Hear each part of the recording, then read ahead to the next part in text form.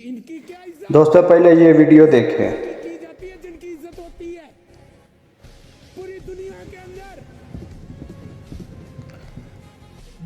ये यकीन करो सही इमरान खान की कापी कर देगा। इतने भैड़ भड़े च मूँह बना के बैठे आवे जिमें कि नाम दे भैन चो किड्डे मासूम ने। ठीक है यकीन साडा मुर्शद गया रूस के ठीक है तो रूस का सदर जो खुद खलोता ही ठीक है वेट कर रहा इमरान खान किस टाइम आएगा। ठीक है इन्हों की देखो है औकात जिथे जिथे भी इमरान खान गया मेरा ठीक है इमरान खान इन्हें कापी जरूर की है यकीन कदर किसी भी की हर इमरान खान ने गल वाकई ठीक आखी। इन्हें आख्या ही तो जिथे भी जाओ तो हर बंदा तुम चोर चोर पलतर चोर चोरों की आवाज़ आवे ठीक है।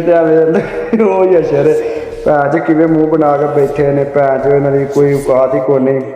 साडा मसाया इंडिया भैन चुक चुक खबर दे रहा वेख तुहाडे मिनिस्टरां दी यह औकात है ठीक है उत्थे गए इन्हों की कदर ही कोई नहीं सुनन च आ रहा। इत्थे ना पाकिस्तान दे विच किसी नूं साह नहीं लैण दित्ता भैन चो गरीब आम मारसे लख दे लाने पटवारियां ते वेख लो तुहाडी यह औकात है। तुसीं यह वीडियो ही वेख सकदे साडा मुर्शद उत्थे गया यकीन उस खलोता ही उत्थे ठीक है उन्हें सिक्योरिटी गार्ड तोड़े हैं ठीक है इमरान खान का बड़ा सोहना वेलकम किया है ठीक है।